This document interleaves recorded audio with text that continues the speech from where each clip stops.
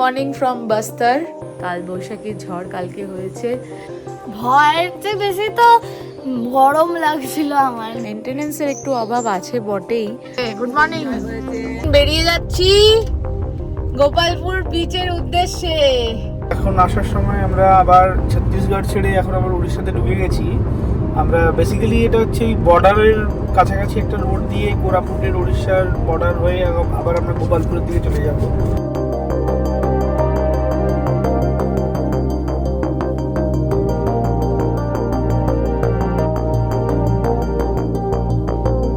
এখন Gopalpur C beach, অদ্ভুত টান।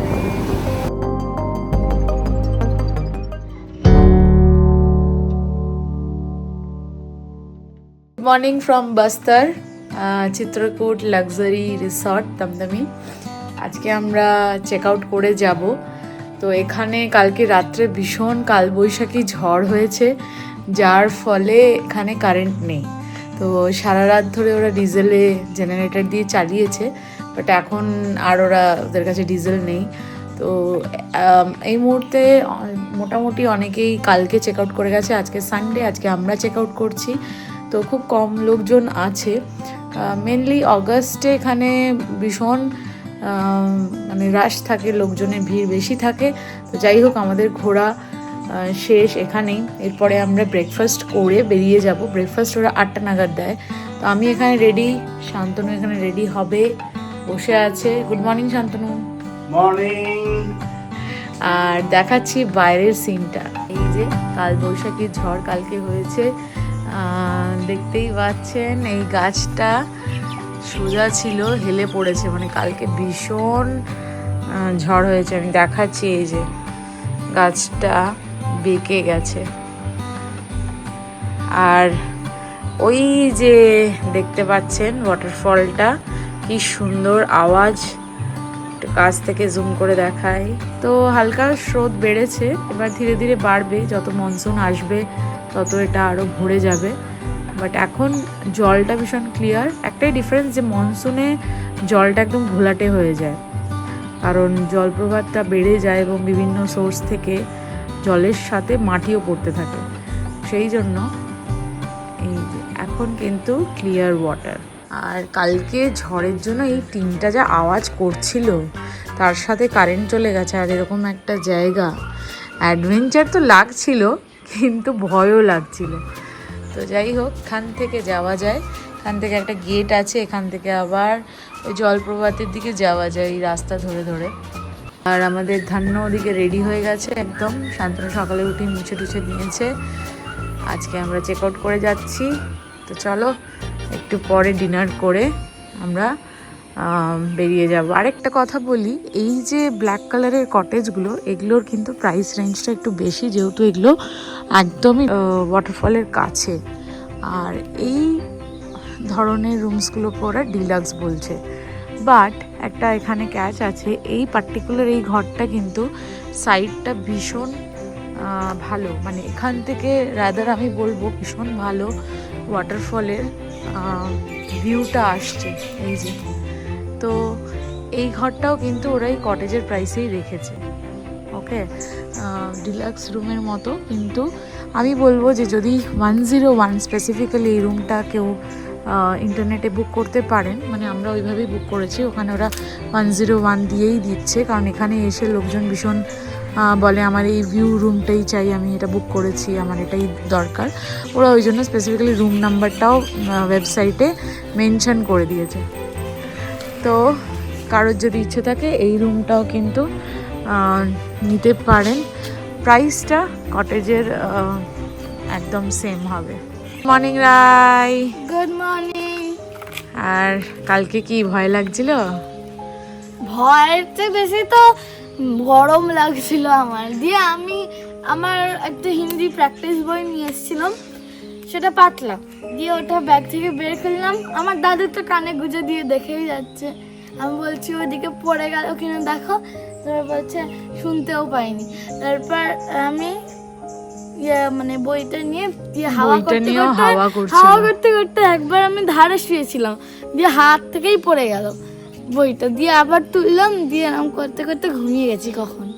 এখানে একটা আম গাছ আছে, সব ছোটো ছোটো আমগুলো পড়ে গেছে ঝড়ের চোটে, প্রচুর আম এখানে পড়ে গেছে, ওই যে সব পড়ে আছে আমগুলো গাছ থেকে। আর গাছটা এই যে, এই গাছটা থেকে এই যে ধরে আছে এখনো, ঝড়ের চোটে প্রচুর আম পড়ে গেছে। মেনটেনেন্সের একটু অভাব আছে বটেই, যেহেতু এটা গভর্নমেন্টের, তো যেমন এখন ইলেকট্রিসিটি নেই, পুরোটাই কাল রাত থেকে ঝড়ের পর থেকে জেনারেটরে চলছে, তো জেনারেটরে বললো ডিজেল ফুরিয়ে গেছে। তো যাই হোক, এই জিনিসগুলো আরেকটু যদি টেক কেয়ার করতে পারে। Morning, good morning. আজকে আমরা বেরিয়ে যাচ্ছি ছত্তিশগড় থেকে। Good morning. তো সবসময় যোগা করে। তো আমাদের কেমন হলো এই যে ফলসটা, এখন দেখে নাও, লাস্ট বারের মধ্যে এখান থেকে দেখা যাচ্ছে সুন্দর। কালকে কালবৈশাখী ঝড় হলো, বাপরে কি ঝড় রে ভাই, মনে হলো দেবতা দেবে যাবে। তাই তো ঘুমাইনি একদম, পরে ঘুমিয়েছে কত রাত। আরে আমরাও তো তাই, 11:30 অবধি তো এইসব করেছে, ফোন দেখেছে। তারপরেই 12টার সময় ঝড়টা উঠেছে। চলো এবার ব্রেকফাস্ট খেয়ে বেরিয়ে যাব। বেরিয়ে যাচ্ছি গোপালপুর বিচের উদ্দেশ্যে। ব্রেকফাস্ট হয়ে গেছে, তো সবাই মিলে বলো জয় বজরংবলী, জয় বাবা, সেফ জার্নি। আর ছেড়ে চলে যাচ্ছি দামদামি রিসর্ট ছত্তিশগড়। এখন ঘড়িতে বাজে 8:43 এক্স্যাক্টলি। তো আমরা রওনা দিলাম, দেখা যাক কতক্ষণে পৌঁছানো যায়, তাই তো শান্তনু? 12 ঘন্টা মোটামুটি, এখান থেকে প্রায় 12 ঘন্টা। মেন তো মাঝখানে যে ঘাটি রোড আছে, মানে আছে তোমার পাহাড়ের উপর দিয়ে, ওখানে টাইমটা লাগবে, আদারওয়াইজ তো খুব সুন্দর রাস্তা। ঠিক আছে, চলো আমরা জার্নি স্টার্ট করলাম। ঠিক আছে,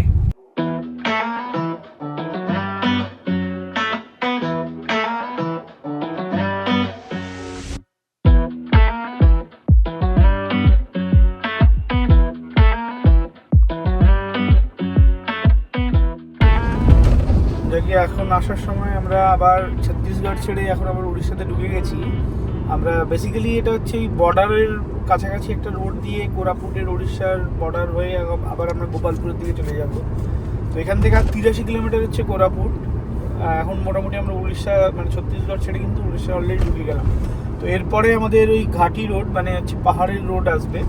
তো সেই পাহাড় দিয়ে ধরে ধরে ধরে ধরে আমরা কোরাপুট যাব। কোরাপুটের সিনিক বিউটি আমরা আসার সময় দেখেছিলাম ভীষণ সুন্দর, যাওয়ার সময় আমরা একই রুটে প্রায় যাব। তো খুব সুন্দর একটা রোডের মধ্যে দিয়ে আমরা যাব, এবং তারপরে গিয়ে আমরা প্রায় 100-150 কিলোমিটার ওই শ্রীকাকুলামের পর থেকে 100-150 কিলোমিটার মতো আছে গোপালপুর। তো ওভারঅল জার্নিটা বেশ সুন্দর। এখন পর্যন্ত ঘড়িতে দেখাচ্ছে 6:54। আমরা যখন বেরিয়েছিলাম স্টার্ট করলাম তখন অলরেডি 6:54 দেখাচ্ছে, 6 ঘন্টা। হ্যাঁ মানে পৌঁছানোটা বলছো, পৌঁছানোর টাইমটা 9 ঘন্টা দেখাচ্ছে। আমরা যখন বেরিয়েছিলাম তখন প্রায় 10:30 ঘন্টা ছিল।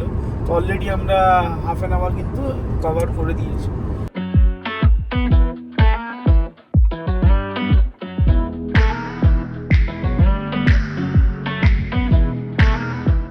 গিয়েছি, এটা একটা ছোট্ট টি স্টল, আন্ধ্রা আর উড়িষ্যার বর্ডার এরিয়া। আমরা এখানে চা খাচ্ছি, আমাদের চা আনছে বাবা। এদিকে পকোড়া হচ্ছে, কিন্তু তেলটা খুব একটা ভালো না, তাই খাবো না।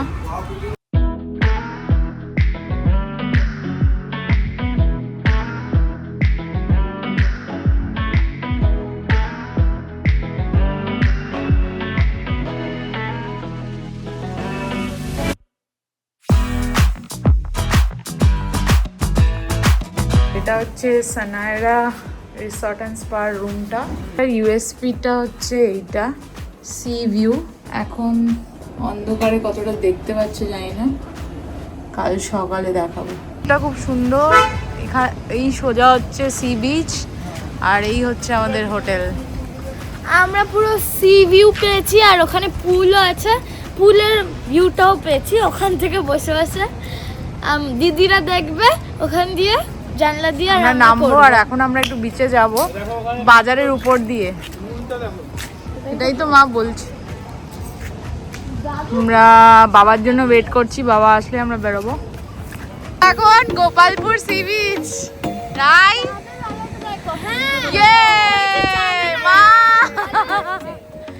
আর বাবা উপরে ওখানে বসে আছে ওয়াচ টাওয়ারে, আমাদেরকে ওয়াচ করছে। আমি বললাম কালকে নামবে সকালে। আর এইটা হচ্ছে বিচটা। এখন ঘড়িতে প্রায় 9টা, সোয়া 9টা, তো ভিড়টা কমে গেছে। তা আমরা এসছি একটু সমুদ্রে জল পা ভেজাবো, আবার চলে যাব। আমাদের হোটেল থেকে আছে বিচ ভিউ, বাট ওরা বললো এখানে যান, এখানে এখন মানুষজন দেখতে পাবেন। আমরা সকালে কালকে ওখান থেকে যাব। এখন ওদের গেটটা, ওরা পার্সোনাল বিচের গেটটা বন্ধ করে রেখেছে। আমাদের হোটেলটা একদমই বিচের ওপরে, বেশ ভালো। গোপালপুরে যে কটা প্রপার্টি আছে তার মধ্যে বেস্ট হচ্ছে সানারা রিসোর্ট, আর একটা হচ্ছে পাম রিসোর্ট। আমাদেরটা একদম মানে বিচের ওপরের প্রপার্টি। অদ্ভুত টান, দারুণ লাগছে। এখন আমরা দাঁড়িয়ে আছি গোপালপুর সি বিচ।